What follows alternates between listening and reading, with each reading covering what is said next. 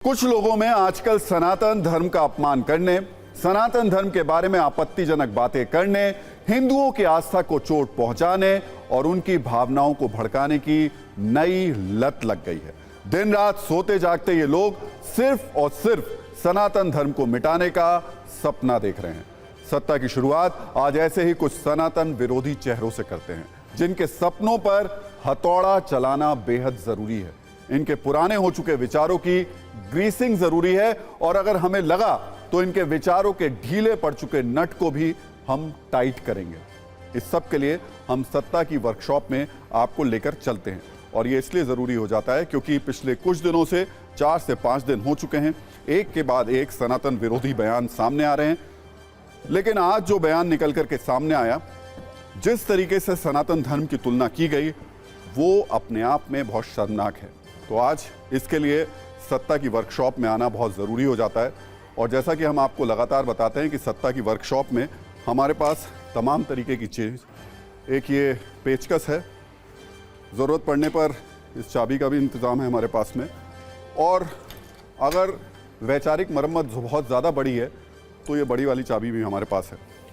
आज की जो मरम्मत है उसमें वाकई बड़ी चाबी की ज़रूरत है, लेकिन फिर मैं आपको बता दूं कि ये सब प्रतीक के तौर पर है। असल में ये जो बड़ी चाबी है वो हमारे बड़े विचार, बड़े तर्क और बड़े शब्द होंगे, जिनके ज़रिए हम उन लोगों की वैचारिक मरम्मत करेंगे जो कि अलग अलग तरीके से देश को या समाज को बांटने का काम करते हैं। तो पहले सनातन विरोधियों का हम चेहरा देख लेते हैं, जिसमें इस हफ्ते के पहले सनातन विरोधी हैं ए राजा। ये डीएमके के सांसद हैं। इन्होंने सनातन धर्म को एड्स जैसा बताया है। दूसरे नंबर पर हैं जगदानंद सिंह। ये लालू यादव की पार्टी आरजेडी के बिहार के अध्यक्ष हैं। इन्होंने कहा कि तिलकधारियों के कारण देश गुलाम हुआ था। पिछले हफ्ते उदयनिधि स्टालिन का सनातन विरोधी चेहरा भी कुख्यात हुआ था। हम इनको सत्ता की वर्कशॉप में लेकर गए थे। अभी इनके विचारों में थोड़ा बदलाव आ गया है, उसकी भी बात करेंगे, बताएंगे कि वर्कशॉप का नतीजा क्या रहा। लेकिन आज सबसे ज्यादा रिपेयर वर्क की जरूरत ए राजा के विचारों की है। उनके विचारों में इतने अनैतिक डेंट लगे हुए हैं कि तुरंत ही काम शुरू करना होगा। तो अब देर नहीं करते हैं, सत्ता की वर्कशॉप में इन्हें ले चलते हैं। वैसे गाड़ी की वर्कशॉप में जब आप जाते हैं और कोई डेंट होता है तो अमूमन इस हथौड़े की जरूरत पड़ती है, लेकिन हम फिर कह रहे हैं कि हम यहाँ वैचारिक मरम्मत करने आए हैं, इसलिए अपने शब्दों को हथौड़े की तरीके से इस्तेमाल करेंगे और वहीं पर उस डेंट को दुरुस्त करने की कोशिश करेंगे। ए राजा डीएम के सांसद हैं। यही सांसद वही हैं ये जिन पर 2010 में 2G घोटाले का आरोप लगा था। ये जेल गए और बाद में बरी भी हो गए। आखिरी बार घोटाले को लेकर ये चर्चा में आए थे, अब फिर से चर्चा में है। इस बार इन्होंने सनातन धर्म पर आपत्तिजनक बातें कही हैं। सनातन धर्म की तुलना HIV संक्रमण और एड्स की बीमारी से की है। ए राजा ने कहा कि सनातन पर उदयनिधि का रुख नरम था। दरअसल सनातन धर्म की तुलना सामाजिक कलंक वाली बीमारियों से की जानी चाहिए। एक बार इनका पूरा बयान सुनते हैं, फिर वैचारिक मरम्मत का पुनीत कार्य आगे बढ़ाएंगे। ஆனால் எனக்கு என்ன விந்தையாக இருக்கிறது என்றால், உதயநிதி ஸ்டாலின் அவர்கள் மென்மையாகத்தான் சொன்னார், மலேரியா போல டெங்கு போல ஒழிக்க வேண்டும் என்று. மலேரியாவுக்கும் டெங்குக்கும் சோசியல் ஸ்டிக்மா இல்ல, அது ஒரு அருவருப்பா சமூகம் பார்க்காது. அருவருவாக பார்க்கிற ஒரு சனாதனத்தை சொல்லணும்னா முறைப்படி ஒரு காலத்தில் தொழுநோய் இருந்தது, இப்ப HIV இருந்தது. எங்களை பொறுத்தவரை HIV தொழுநோயை போல HIV போல சமூக அவலம் நிறைந்த ஒரு நோயாகத்தான் நம்ம பார்க்கிறோம்। तो सुना आपने कैसे राजा अपने नेता उदयनिधि स्टालिन से एक कदम आगे जाना चाहते हैं। उदयनिधि ने कहा था कि सनातन धर्म डेंगू मलेरिया की तरह है, तो ये राजा कह रहे हैं कि सनातन धर्म HIV से ज्यादा घातक है। दरअसल ये एक तरीके की होड़ है जिसमें कुछ वोटों के लिए देश की 80% आबादी और 100 करोड़ हिंदुओं का अपमान किया जा रहा है। डीएमके को लगता है कि वो बहुसंख्यक हिंदुओं के लिए अपमान शब्द कह के उनका अपमान करके तमिलनाडु में अच्छे खासे वोट हासिल कर लेंगे। इसलिए पहले खुद उदयनिधि स्टालिन ने, फिर ए राजा ने सनातन धर्म पर ऐसी बातें की, लेकिन हम उनको ये समझाना चाहते हैं कि उनका ये विचार अशुभ है। जिस तरह से एक वक्त के बाद गाड़ी में इंजन ऑयल बदलने की जरूरत होती है, ए राजा को भी अपने विचारों में बदलाव की जरूरत है, नहीं तो उनका राजनीतिक इंजन खराब भी हो सकता है। हो सकता है कि अगले चुनाव में उन्हें कुछ वोट मिल जाएं, वो जीत भी जाएं, लेकिन लंबे समय के लिए उनकी ये विभाजनकारी सोच और राजनीति नहीं चलने वाली है। इसलिए उन्हें किसी भी धर्म का अपमान नहीं करना चाहिए। वैसे भी जिस तमिलनाडु में सनातन धर्म का अपमान वो कर रहे हैं, उसे मंदिरों की भूमि कहा जाता है। तमिलनाडु में 40,000 से अधिक हिंदू मंदिर हैं। इसमें कई बड़े मंदिर तो कम से कम 800 साल पुराने हैं। तमिलनाडु को मंदिरों की भूमि कहा जाता है। खुद डीएमके के प्रमुख एमके स्टालिन की पत्नी और उदयनिधि की मां दुर्गा स्टालिन अध्यात्म से जुड़ी हुई हैं। हमने आपको तस्वीरें भी दिखाई थी। मंदिर में पूजा पाठ और वो दान करना बिल्कुल भी भूलती नहीं है। इसलिए ए राजा को ऐसे बयानों से बचना चाहिए। अब दूसरे सनातन विरोधी चेहरे की बात करते हैं। जगदानंद सिंह आरजेडी के बिहार अध्यक्ष हैं। इनकी नाराजगी तिलक लगाने वालों से है। बयान ऐसा दिया कि मानो सनातन अपमान प्रतियोगिता में ये हिस्सा ले रहे हैं। इनका दावा है कि तिलक लगाकर घूमने वालों ने भारत को गुलाम बनाया है। एक बार इन्हें भी संयम के साथ सुन लीजिए।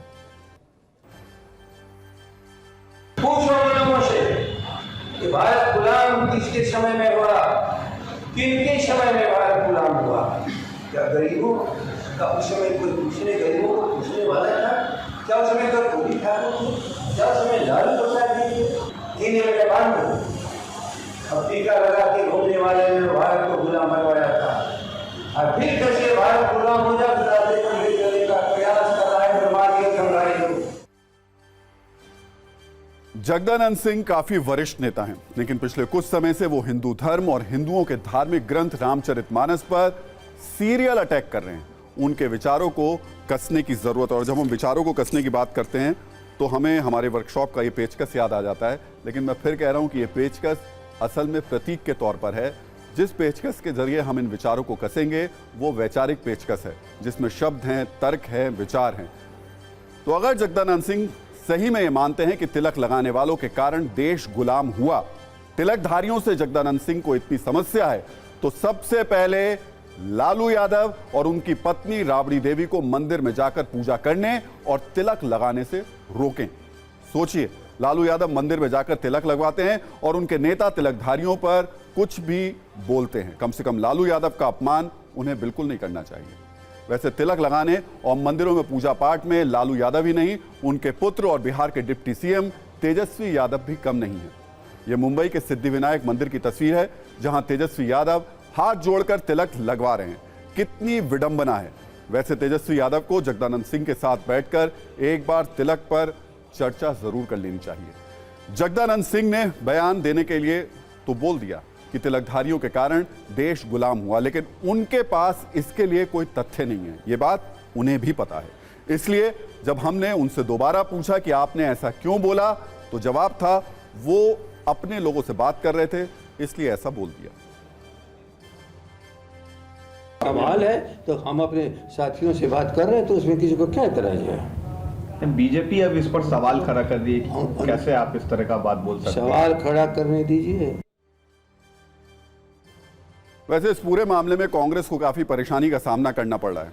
दरअसल जब से नया इंडिया गठबंधन बना है तो उसका हर सहयोगी दल अपने अपने राज्यों की राजनीति के हिसाब से बयान दे देता है, लेकिन बीजेपी हमला कांग्रेस पर करती है। पूछा कांग्रेस से जाता है सनातन धर्म का अपमान क्यों? कांग्रेस के लिए बचाव करना मुश्किल हो जाता है। इस बार भी ऐसा ही हुआ। ए राजा और जगदानंद सिंह के बयान पर बीजेपी ने हमला कर दिया और कांग्रेस की मुसीबत बढ़ गई। कांग्रेस समेत इंडिया गठबंधन के कई दल स्टालिन और ए राजा के बयान से दूरी बना रहे हैं, उनसे ऐसे बयान ना देने की अपील कर रहे हैं। सोनिया गांधी जी, भाजपा की ओर से ये फिर मैं सवाल पूछ रहा हूं, मुंबई में क्या फैसला किया था आप लोगों ने कि क्या हिंदू आस्था, हिंदू विश्वास, हिंदू चिंतन के खिलाफ इस तरह की शर्मनाक विभत्स टिप्पणी की जाएगी? कांग्रेस पार्टी स्पष्ट रूप से कह चुकी है कि हम सर्वधर्म समभाव में विश्वास रखने वाली पार्टी हैं, संविधान में विश्वास रखने वाली पार्टी है। राहुल गांधी की जुबान चुप है, उद्धव ठाकरे की जुबान चुप है, लालू यादव की जुबान चुप है, नीतीश कुमार की जुबान चुप है, क्योंकि ये लोग डायरेक्टर हैं बोलबाने। प्रतीक और मुहावरों के पक्ष में, उनके उपमा के पक्ष में कभी नहीं रहे, लेकिन हर धर्म के अंदर अगर विसंगति है तो क्या उस पर संविधान के दायरे में चर्चा ना हो? एनडीए के मुंबई अधिवेशन के बाद, उनके बैठक के बाद ये सोची समझी अब रणनीति है, लेकिन ये टिप्पणियां बौखलाहट। उनका बयान का कोई समर्थन नहीं करेगा। इस प्रकार के जो बयान है उससे बचना चाहिए। हम इंडिया के घटक दल है सब, ये आपकी राय हो सकती है, लेकिन इस देश में लगभग 90 करोड़ हिंदू रहते हैं, उनकी आस्था है। हम भी सनातन धर्म को मानते हैं और किसी को भी किसी भी धर्म के बारे बोलने से बचना चाहिए। वैसे ए राजा और जगदानंद सिंह से पहले हमने सत्ता की वर्कशॉप में 45 नंबर वाले पाने से, बड़ा वाले पानी की हमें जरूरत पड़ी थी, उससे हमने उदयनिधि स्टालिन के विचारों की मरम्मत की थी। इसके बाद अब उनके पिता एम.के. स्टालिन ने उनका बचाव किया है। स्टालिन ने कहा कि उदयनिधि ने नरसंहार की बात नहीं की। उधर खुद उदयनिधि ने उनकी बातों को तोड़ मरोड़ कर पेश करने का आरोप लगाया। वैसे आपको बता दें कि जब भी कोई नेता विवादित बयान देता है और फंस जाता है तो उसके पास बचने का एक अचूक जुबानी हथियार होता है, जिसे वो कह देता है कि उनकी बातों को गलत तरीके से पेश किया गया, तोड़ मरोड़ कर पेश किया गया। गलत मतलब निकाला गया, उनके कहने का ये मतलब नहीं था। वैसे ये शब्द नेताओं के लिए कवच का काम भी करते हैं, लेकिन सत्ता की वर्कशॉप में एक बात हम बिल्कुल क्लियर कर दें, यहां ऐसे बहाने नहीं चलेंगे। हम यहां हर विभाजनकारी विचारधारा की तसल्ली बख्श तरीके से मरम्मत करेंगे। तो कुल मिलाकर सत्ता की वर्कशॉप से आज सनातन धर्म पर सीरियल अटैक करने वालों के लिए 2 मैसेज हैं। पहला मैसेज आपको बता दें, 100 करोड़ से ज्यादा हिंदुओं को उकसाने की कोशिश गलत है। दूसरा मैसेज राजनीतिक है। ऐसे बयानों से ध्रुवीकरण होता है। अगर ध्रुवीकरण हुआ तो इंडिया गठबंधन के 2024 वाले सपने टूट सकते हैं। इसलिए तमिलनाडु की कुछ सीटों के लिए डीएमके को पूरे देश का माहौल खराब नहीं करना चाहिए और जगदानंद सिंह को भी माइक के आसपास 10 मीटर के क्षेत्र में आने से पहले अच्छे से जुबानी प्रैक्टिस कर लेनी चाहिए। जो वो बोलने जा रहे हैं उसका परिणाम क्या हो सकता है।